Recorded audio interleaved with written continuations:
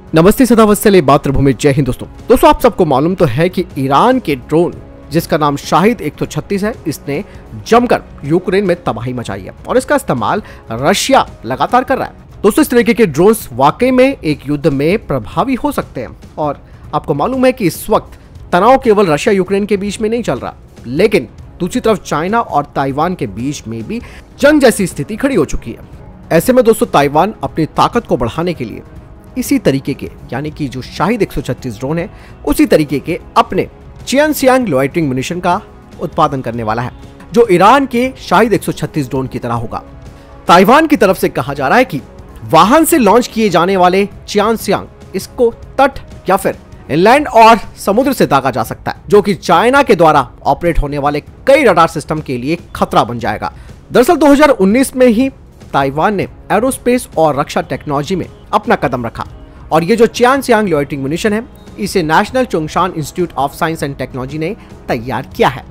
दोस्तों छोटे आकार का ये चियनसियांग दो वेरिएंट्स में आता है, पहला एंटी रेडिएशन हथियार और दूसरा डेकॉय। और इन लॉइटरिंग म्यूनिशंस को पहले दुश्मन के मिसाइल की पोजीशन और रडार स्टेशन को इंगेज करने के लिए तैयार किया गया था, जो पहले दुश्मन के रडार को इंगेज कर सकते थे।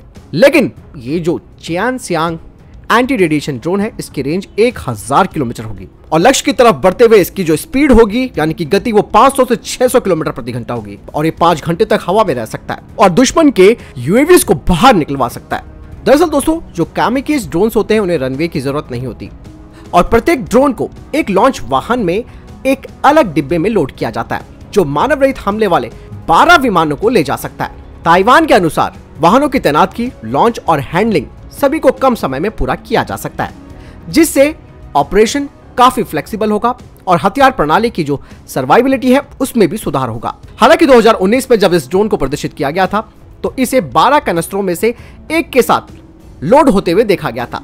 ताइवान ने दावा किया कि उनके ड्रोन को मोबाइल लॉन्चर रनवे की आवश्यकता के बिना सभी 12 चियनसियांग ड्रोन्स को एक क्लस्टर के साथ लॉन्च किया जा सकता है।